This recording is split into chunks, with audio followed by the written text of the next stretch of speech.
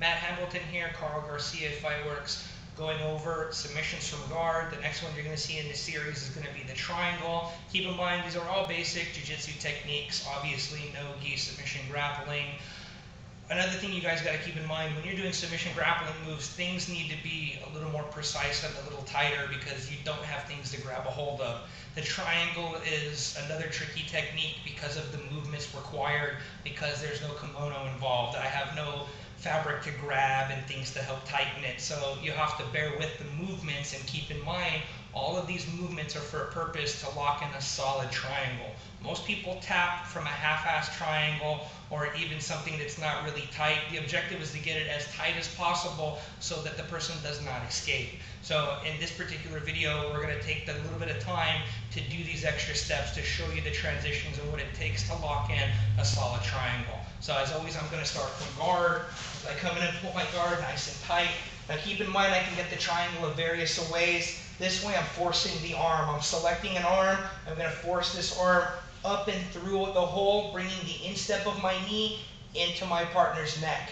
This is another one where the actual calf muscle must be straight across the back of his neck in order for me to get a successful solid triangle. In order to do that, I need to come up, bring the instep of my knee in his neck, and turn my hips. In some cases, I have to drop the other leg holding guard to turn to get it straight across. You notice the control of the other arm. I'm holding on to it because it comes into play later. I want to start to drag the arm across. Now lifting my other leg, starting the beginning of the triangle. I'm not closing and finishing it here. I'm transferring hands, controlling his arm, using my elbows to slide back. And again, it takes some time to slide over, slide over. His elbow is in the center of my belly button. I want to bring it off the side of my obliques. As I force that through, I turn to the side. This makes me lock up a tighter triangle. As you see, it's straight across the back of his neck. His arm is going to be underneath him, suffocating him.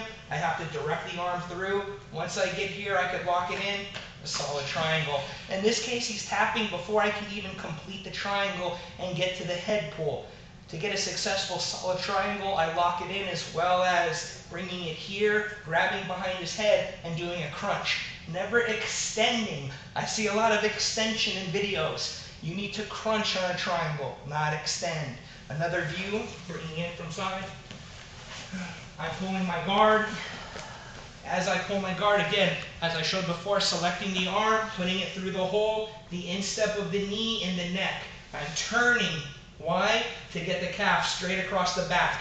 The other arm, dragging it across. I can switch positions, grab the hold underneath the neck, start the beginning of the triangle, use my elbows to drag me across. And as you see here, his elbow, center of my body, as I keep moving, his elbow falls off. As it falls off, that allows me to seal in the choke. From here, I can tap him. If he's strong or he resists, can hold his breath. I can hold your breath, hold the tap, and squeeze two hands in the back of the head and get a Muay Thai clinch style pull, do a crunch, and get an even tighter triangle. That's what makes it difficult, getting straight across to here, pulling behind the head. And as you see, his arm straight across his throat, straight across his throat. As we change the angle to here, the arm straight underneath his throat. So as I select whatever original arm I select, I want to grab, come up and through. As you see this arm, I'm still holding on to it, pulling it across, and again, shift my hips out, start the beginning, then come back, then lock it in. Nice and tight, pull his head down.